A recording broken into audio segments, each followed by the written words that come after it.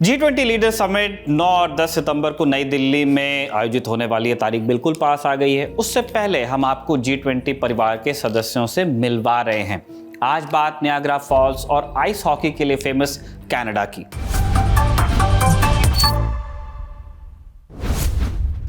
बचपन में ice price के खेल में सबसे पहले आप क्या करते थे? लोकेशन खोजते थे। तो आइए सबसे पहले वर्ल्ड मैप पर कनाडा को लोकेट करते हैं। कनाडा नॉर्थ अमेरिका के उत्तरी भाग में स्थित है, यूएस से जस्ट ऊपर। इसकी सीमा दक्षिण में यूएस से मिलती है, पूर्व में अटलांटिक महासागर से मिलती है, पश्चिम में प्रशांत महासागर से मिलती है और अलास्का से, जो कि यूएस है, और उत्तर में आर्कटिक महासागर से लगती है। यानी हिंदुस्तान की तरह ये देश भी 3 दिशाओं से पानी से घिरा है। नई दिल्ली से ओटावा की दूरी है 11,319 किलोमीटर, बहुत दूर है। आइए कनाडा को समझें। अंग्रेजी और फ्रेंच कनाडा की आधिकारिक भाषाएं हैं। कनाडा की आधिकारिक मुद्रा कनेडियन डॉलर है। कनाडा की कुल आबादी 4 करोड़ है। काफ़ी स्पार्सली पॉपुलेटेड मुल्क माना जाता है अपने साइज के हिसाब से। विश्व की महत्वपूर्ण संस्थाओं में कनाडा का मजबूत दखल है। वो G7, नेटो और संयुक्त राष्ट्र का सदस्य है। कनाडा के कुछ सबसे फेमस पर्यटन स्थलों में नियाग्रा फॉल्स है, बैंफ नेशनल पार्क है और CN है। कनाडा की राजधानी है ओटावा और इसका कुल क्षेत्रफल है 99,84,670 वर्ग किलोमीटर। ईसाई धर्म के लोग कनाडा में सबसे ज़्यादा हैं। टोरंटो यहाँ का सबसे बड़ा शहर है। 1947 में कनाडा कॉमनवेल्थ में ब्रिटेन के समकक्ष देश घोषित हुआ। उससे पहले ये ब्रिटेन की एक कॉलोनी था। हालांकि साल 1931 में वेस्टमिंस्टर ने कनाडा को पूरी आज़ादी दे दी थी। 1949 में कनाडा नेटो यानी कि नॉर्थ अटलांटिक ट्रीटी ऑर्गेनाइजेशन का फाउंडिंग मेंबर बना। 1965 में नया झंडा आया इसका। इसके 5 बरस बाद साल 1970 में कनाडा में आया अक्टूबर क्राइसिस। इसमें एक सेपरेटिस्ट ग्रुप ने ब्रिटिश कमिश्नर जेम्स क्रॉस को किडनैप कर लिया था, क्योंकि अभी भी कुछ लीगल पावर ब्रिटिशर्स के पास थी। साल 1982 में ट्रांसफर ऑफ पावर पूरा हुआ और कनाडा ने अपना नया संविधान बनाया। साल 2003 में कनाडा ने इराक युद्ध में यूएस के गठबंधन में शामिल होने से मना कर दिया। नेटो एलाई है, बिल्कुल साथ में है, पक्का दोस्त माना जाता है, लेकिन मना किया कि आप जाइए इराक, हमें नहीं जाना। 2018 में कनाडा ने नई ट्रेड डील साइन की नाफ्टा के नाम से। और साल 2023 में कनाडा अपने इतिहास की सबसे खतरनाक वाइल्ड फायर से गुजर रहा है, जो जंगल में आग लगी है जिसने लगभग 1.5 लाख स्क्वायर किलोमीटर जमीन को जला दिया है।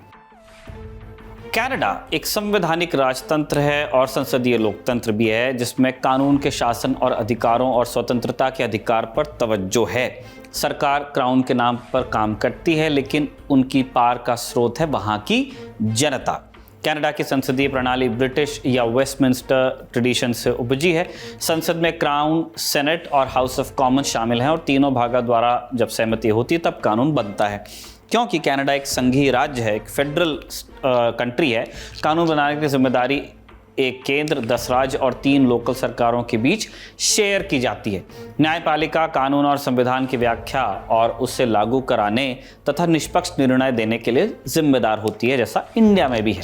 सीनेट, जो कि अपर हाउस है, राज्यसभा मान लीजिए, उसमें 105 मेंबर्स होते हैं जिन्हें गवर्नर जनरल माने क्राउन चुनता है। इसमें देश के अलग अलग हिस्सों के सदस्य होते हैं। इसके अलावा हाउस ऑफ कॉमन्स है, जिसे लोअर हाउस कहा जाता है, लोकसभा टाइप। इसमें 338 सदस्य होते हैं। इन्हें जनता चुनती है। कनाडा और भारत के बीच शिक्षा एक ऐसा प्रमुख एरिया है जिसमें दोनों देशों की बराबर दिलचस्पी। हालिया आंकड़ों के अनुसार कनाडा में 2,30,000 भारतीय पढ़ाई कर रहे हैं। इस तरह कनाडा में अलग अलग देशों से पढ़ने के लिए आने वाले स्टूडेंट्स की संख्या में इंडिया टॉप पर है।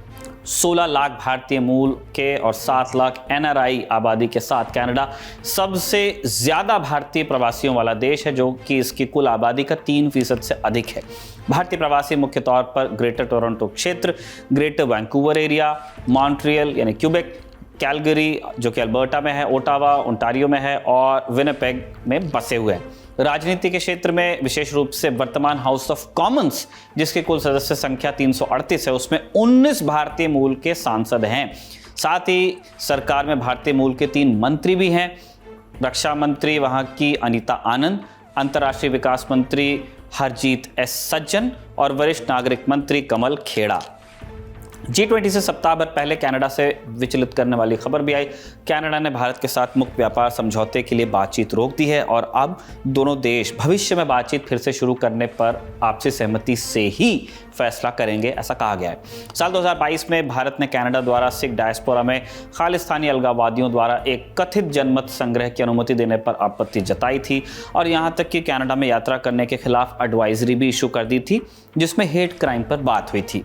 कनाडा ने उस वक्त सफाई देते हुए कहा था कि ये अभिव्यक्ति की आज़ादी के तहत हो रहा है। हालांकि अभी सितंबर में ही कनाडा ने एक स्कूल में कथित खालिस्तानी रेफरेंडम को लेकर होने वाली एक्टिविटीज़ पर अनुमति जो थी उसे वापस लिया है।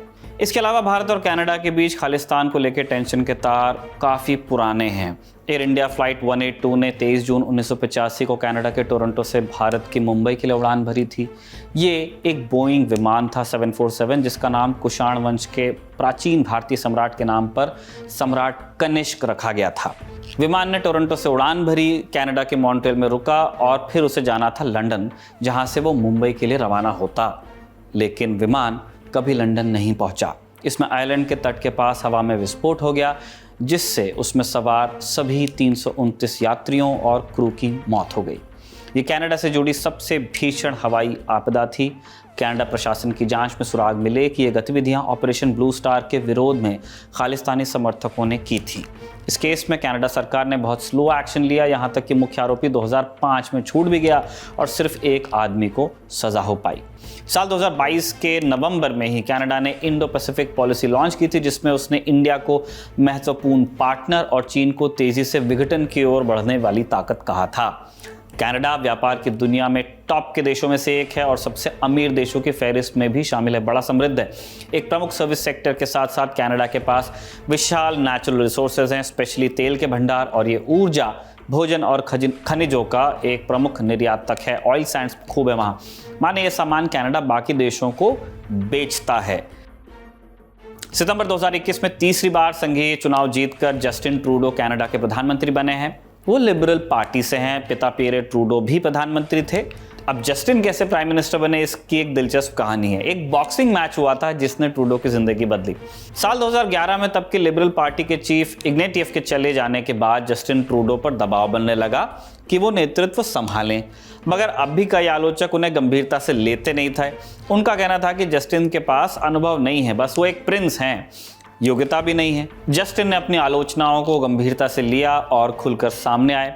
कंजर्वेटिव पार्टी के सांसद पैट्रिक ब्राजोव को बॉक्सिंग रिंग में आकर मुकाबला करने की चुनौती दी, मुक्केबाजी की। पैट्रिक फौज में रह चुके थे, कराटे में ब्लैक बेल्ट थे। लोग कहने लगे कि जस्टिन हार जाएंगे और जस्टिन ने कहा, लोग अक्सर मुझे कमतर समझ लेते हैं, उन्हें लगता है कि मैं हल्का हूँ। अगर मैं ये लड़ाई जीत जाता हूँ तो शायद लोग मुझे गंभीरता से लेने लगेंगे। जस्टिन ने एक जुआ खेला था जो कि वो जीते। हारने पर जस्टिन की छवि को बहुत बट्टा लगता। ट्रूडो ने मुकाबले से पहले खूब प्रैक्टिस की। वो मुक्केबाजी करते भी थे, प्रोफेशनल नहीं, एमेच्योर। उधर पैट्रिक खूब सिगरेट पीते थे। इसी से जस्टिन को अंदाजा लगा कि पैट्रिक शायद ज़्यादा देर तक रिंग में ठहर पाएंगे नहीं। मार्च 2012 में ये मैच हुआ और तीसरे राउंड में जस्टिन ने मैच जीत लिया और फोकस में आ गए। इसके बाद साल 2013 में वो लिबरल पार्टी के मुखिया बने और 2015 में कनाडा के। हम जस्टिन ट्रूडो की बात कर रहे हैं। वैसे कनाडा से एक और जस्टिन फेमस हैं, जस्टिन बीबर। वापस लौटते हैं जस्टिन ट्रूडो पे। 3 टर्म जीतने के साथ उनके साथ विवाद भी आए हैं। पहला बड़ा विवाद था साल 2017 में, जब जस्टिन ने अपने परिवार के साथ छुट्टी मनाने के लिए बहामास का टूर किया।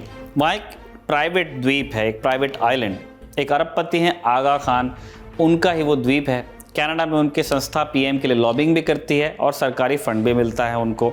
तो जब ट्रूडो आगा के निजी द्वीप पर सपरिवार छुट्टी मनाने गए तो बड़ा हंगामा हुआ। क्यों? क्योंकि प्रधानमंत्री ऐसे किसी बिजनेसमैन का फेवर तो ले नहीं सकता कनाडा में।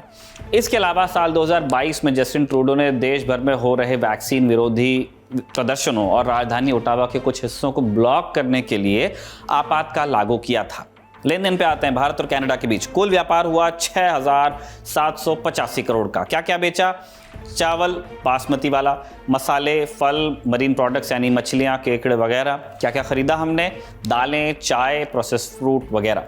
भारत ने सामान बेचा 4,787 करोड़ का और भारत ने सामान खरीदा 3,484 करोड़ का, यानी बेचा ज़्यादा खरीदा कम। तो सरप्लस ट्रेड हुआ, फायदा हुआ 1,303 करोड़ का। चलते चलते कनाडा से जुड़े कुछ और फैक्ट्स हम आपको देते जा रहे हैं। कनाडा एरिया के लिहाज से दुनिया का दूसरा सबसे बड़ा देश है, पहला है रशिया, आप ये जानते ही होंगे।